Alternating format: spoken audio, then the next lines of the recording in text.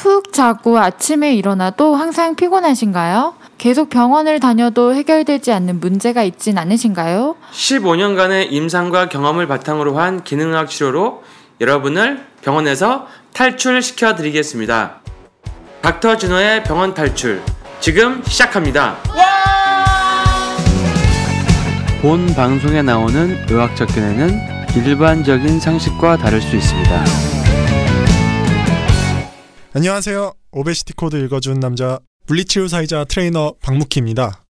지난 시간에는 스트레스와 비만과의 관계에 대해서 알아보았습니다. 오늘은 미국이 과거의 탄수화물에 대한 인식이 어떠했는지 역사와 인슐린과 탄수화물의 관계에 대하여 살펴보겠습니다.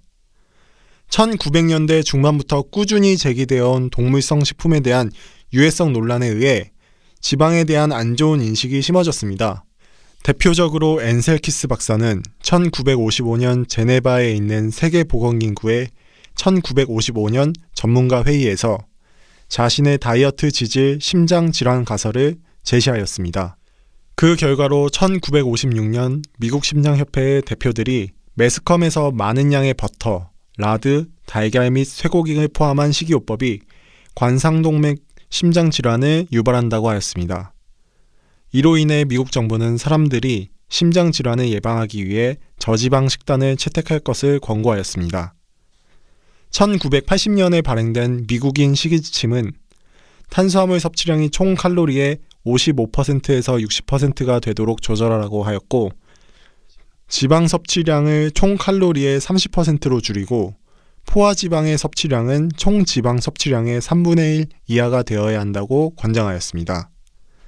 따라서 미국인들은 영양적 권위자들의 권장사항을 따르기 위해 지방, 붉은 고기, 계란의 섭취량을 줄이고 탄수화물의 섭취량을 늘리기 위해 노력하였습니다. 미국 국민건강영양조사 데이터를 바탕으로 1965년부터 2011년까지 영양소 섭취 경향을 분석한 결과 지방 섭취는 총 칼로리의 45%에서 34%로 감소한 반면에 탄수화물 섭취는 39%에서 51%로 증가하였습니다. 즉, 지방 섭취가 줄어든 대신 탄수화물과 설탕 섭취가 증가되어 더 많은 열량을 섭취하게 되었습니다. 2000년대 초부터는 비만의 주범이 식이지방이 아니다라는 연구들이 발표되기 시작하였습니다. 2002년 하버드 공중보건의대에서 발표한 논문에 따르면 식이지방이 비만의 원인이 아니다 라는 역학 연구를 통해 제시하였습니다. 2015년 미국 국립보건원과 미국 당뇨병 학회가 대규모 연구 자금을 지원해 저지방 다이어트가 과연 효과가 있는지 검증하는 연구를 진행하였습니다. 하버드 의대 의료진이 참여한 대규모 연구 결과가 2015년 발표되었는데 저탄수화물 다이어트 식단이 저지방 다이어트 식단에 비해 체중 감량 효과가 월등하다는 결론이 나왔습니다. 세계에서 가장 권위 있는 의학저널 중 하나인 영국 의학저널 브리티시 메디컬 저널에 2015년 8월에 발표된 12편의 코호트 연구를 종합한 메타 분석에 따르면 포화지방의 섭취는 총 사망률, 관상동맥질환 사망률, 당뇨병 위험성과 관련이 없었지만 트랜스 지방의 섭취는 위험률을 높이는 것으로 나왔습니다. 이는 포화지방이 혈관질환이나 대사질환의 주범이 증거가 아니다라는 것을 의미합니다. 같은 해 미국의 최고 영양 관련 자문기구인 식사지침자문위원회가 권고안에서 콜레스테롤의 유해성 경고를 삭제했으며 콜레스테롤을 300mg 미만으로 섭취하라고 했던 권장사항을 폐지하였습니다. 혈당지수가 높은 탄수화물을 섭취할수록 식후 고인슐린 혈증을 유발하여 이로 인한 췌장의 기능 부전이 비만하게 증가시킨다는 위험인자라는 주장이 되고 있습니다. 2015년 우리나라 보건복지부에서 권장하는 탄수화물 섭취 비율은 55%에서 65%이며 지방은 15%에서 30%, 콜레스테롤은 300mg 미만입니다. 30세에서 49세 여성의 탄수화물 섭취량은 전체 에너지 섭취량의 64.5%, 50세에서 64세 여성은 69.6%로 높은 편이었습니다. 보건복지부에 제안하는 한국인의 성인 에너지 적정 비율에 따르면 남녀 모두 지방 섭취율이 매우 낮은 편입니다. 연령별 탄수화물 평균 에너지 섭취 비율을 살펴보면 특히 여성의 경우 30대 이후로 갈수록 탄수화물에 의한 에너지 섭취 기여율이 점점 높아졌습니다. 한국인의 경우 OECD 국가 중 탄수화물 섭취량이 64% 이상으로 높은 편이고 지방은 14% 이하로 낮은 편에 속합니다. 그리고 서양인에 비해 비만율이 적음에도 불구하고 내장 지방량이 많습니다. 내장 지방량은 각종 성인병 유발의 원인이 됩니다. 인슐린은 비만을 유발합니다. 우리나라의 경우 유독 지방 섭취량이 적고 탄수화물 섭취량이 많습니다. 특히 중년으로 갈수록 심해집니다. 그렇다면 탄수화물이 정말 비만을 유발하는 것일까요?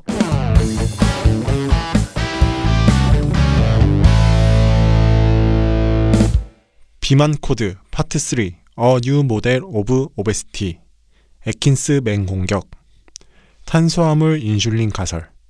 이제 우리는 인슐린이 비만을 유발한다는 사실을 알아냈기 때문에 다음으로 할 질문은 이것이다. 인슐린 수치를 증가시키는 음식들에는 어떤 것들이 존재할까? 가장 명백한 후보는 정제된 탄수화물이다. 정제된 곡물과 설탕. 이는 새로운 개념은 아니지만 윌리엄 벤팅은 이전에 아주 오래된 개념으로 회귀하도록 한다. 살찌게 하는 탄수화물이 비만을 유발한다.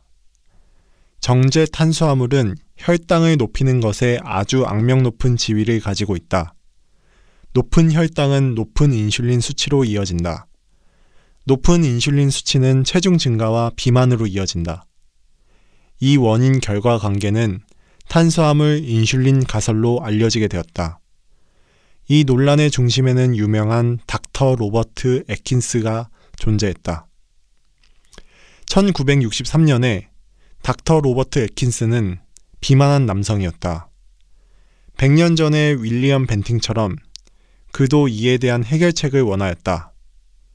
100kg의 체중을 가졌었던 그는 뉴욕에서 심장학 실무를 막 시작하였다. 그는 체중 감량을 위해 전통적인 방법으로 시도해 보았지만 성공하지 못하였다. 닥터 페닝턴과 골든이 저탄수화물 식단에 관하여 저술한 의학서적을 떠올린 그는 저탄수화물 식단을 그의 식단에 적용해 보았다. 놀랍게도 책에 서술된 것처럼 그는 체중을 감량할 수 있었다. 칼로리를 세지 않고서도 그는 그를 괴롭히던 살을 뺄 수 있었다. 그는 그의 환자들에게 저탄수화물 식단을 처방하기 시작하였고 눈에 띄는 성공적인 경우들을 확인할 수 있었다. 1965년엔 그는 투나잇쇼에 출연하였고 1970년에는 보그지의 기사에 나기도 하였다. 1972년에 그는 닥터 애킨스 다이어트 레볼루션이라는 책을 출판하기도 하였다. 책은 즉시 베스트셀러가 되었으며 역사상 가장 빠르게 팔린 책이 되기도 하였다. 저탄수화물 혁명. 닥터 애킨스는 저탄수 식단을 발명했다고 주장한 적이 없다.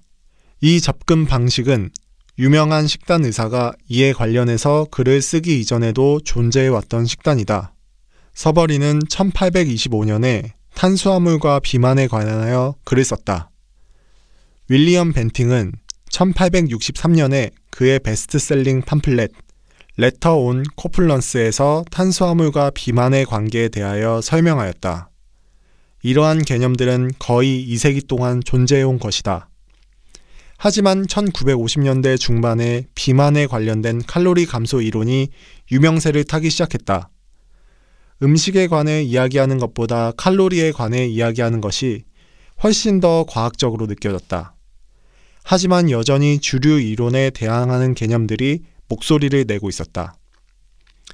닥터 알프레도 페닝턴은 1953년 뉴 잉글랜드 저널 오브 메디신에 탄수화물과 비만의 관계를 강조하는 글을 게재하였다. 저탄수화물 식단과 단식 계획을 비교하는 연구를 진행한 닥터 walter 블룸은 두 요소 모두를 체중 감소를 유발하였다는 것을 발견하였다. 닥터 스틸리맨은 1967년에 더 닥터 퀵 웨이트 로스 스토리를 작성하며 저탄수화물 고단백질 식단을 권장하였다. 이 책은 즉시 250만 권이 팔리게 되었다. 단백질을 소화시키는 것에는 더 많은 에너지를 필요하기 때문에 단백질을 더 섭취하는 것은 이론적으로 체중 감량을 유발한다는 것이었다. 닥터 스틸맨은 스틸맨 다이어트를 통하여 50파운드를 감량하였다. 그는 그의 식단을 10,000명 이상의 비만 환자를 치료하는 데에 사용하였다고 말한다. 닥터 애킨스가 이러한 흐름에 참여했을 때 저탄수화물 혁명은 이미 시작된 후였다. 닥터 애킨스는 그의 1972년 베스트셀러에서 저탄수화물 식단이 인슐린 수치를 낮게 유지시켜서 배고픔을 줄여 체중 감량의 결과를 가져올 것이라고 주장하였다. 곧 영양 분야의 권위자들이 이에 대해 반응하기 시작하였다. 1970년대 더 아메리칸 메디컬 어소시에이션 컨설 온 푸드 앤 뉴트리션은 애킨슨의 주장에 대한 공격을 담은 출판물을 출판하였다. 당시 대부분의 의사들은 식단의 높은 지방 구성 비율이 심장마비와 뇌졸중으로 이어질 것이라고 생각했다. 그럼에도 불구하고 저탄수화물 지지자들은 계속해서 그들의 주장을 전파해 나갔다. 1983년에 닥터 리차드 번스테인은 9세부터 2형 당뇨를 알아온 당뇨 환자들을 엄격한 저탄수화물 식단으로 치료하는 병원을 개원하였다.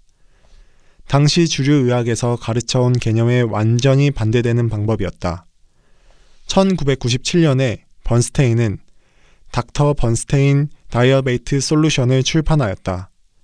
1922년과 1999년에 닥터 애킨스는 닥터 애킨스 뉴 다이어트 레볼루션을 출판과 함께 그의 베스트셀러를 업데이트하였다.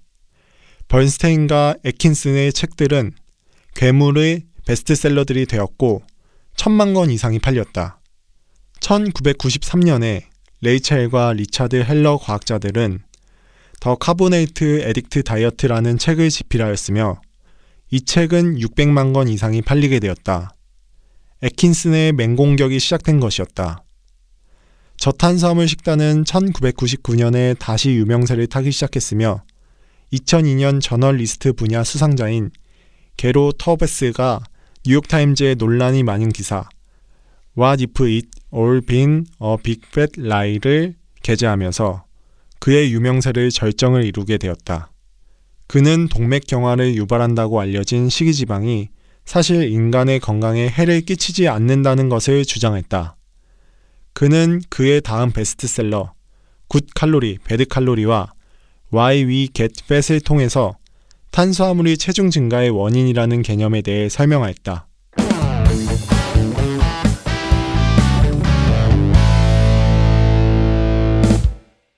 제국의 역습. 이러한 개념들은 의학 커뮤니티에서 받아들여지기까지에는 꽤 오랜 시간이 걸렸다. 많은 의사들은 여전히 저탄수화물 식단을 실패한 식단으로 여겼다. 아메리칸 하트 어소시에이션은 노패드 다이어트, A Personal Plan for Healthy Weight Loss라는 책을 자체 출판하였다. AHA는 다른 식단들은 모두 무시하면서 실패하기로 증명된 저지방 식단만을 고수하였다. 저지방 종교는 의학 커뮤니티에서 신주단지처럼 여겨졌으며 이를 믿지 않는 사람들은 용납되지 않았다. 저지방 권장사항을 지지할 증거들이 부족했음에도 불구하고 AHA와 AMA와 같은 의학 관련 기관들은 빈약한 증거로 그들을 변호했으며 새로운 식단 유행을 맹렬하게 비난하였다. 하지만 애킨스의 공격은 무자비했다. 2004년에 2,600만 명의 미국인들은 저탄수 식단을 진행하기 시작하였다고 선언하였다. 패스트푸드 음식점들도 저탄수화물 버거를 출시하였다. 과도한 체중을 감량하는 것에 성공할 가능성이 곧 손에 잡힐 것만 같은 상황이었다. AHA는 저지방 식단이 장기적으로 증명되지 않았다는 사실을 인정하였다. 또한 애킨스 식단의 콜레스테롤 검사 결과가 더 우수했으며 초기 체중 감량이 더 빨랐다는 것도 인정하였다. 그럼에도 불구하고 AHA는 아테롬성 동맥의 플라크를 형성하는 속도에 대한 걱정을 굽히지 않았다. 하지만 역시 이 걱정을 증거는 존재하지 않았다. 과학적으로도 지지되지 않은 저지방 식단에 대해서 AHA는 아무런 고민을 하지 않았다. 설탕과 다른 정제 탄수화물의 섭취량이 증가되는 것에 대해서는 고민을 하지 않았다. 저지방식이 모든 식단 연구에서 실패했다는 것에 대해서도 고민을 하지 않았다. 비만과 당뇨의 유행이 코앞에 놓여 있다는 것에 대해서도 걱정을 하지 않았다. AHA는 로마가 불에 타는 와중에 빈둥거리기만 한 것이다. AHA가 저지방 식단을 권장한 40년 동안 비만의 위험은 엄청난 비율로 증가하였다. 그럼에도 AHA는 그들의 비효과적인 권장 방식이 실제로 사람들에게 도움을 주지 못하고 있다는 것에 대해 질문을 하지 않았다. 대신 의사들은 환자들에게 누명을 씌우기 시작했다. 식단이 작용하지 않은 이유는 우리 의사들의 잘못이 아니라 식단을 제대로 따르지 않은 환자들의 잘못이다.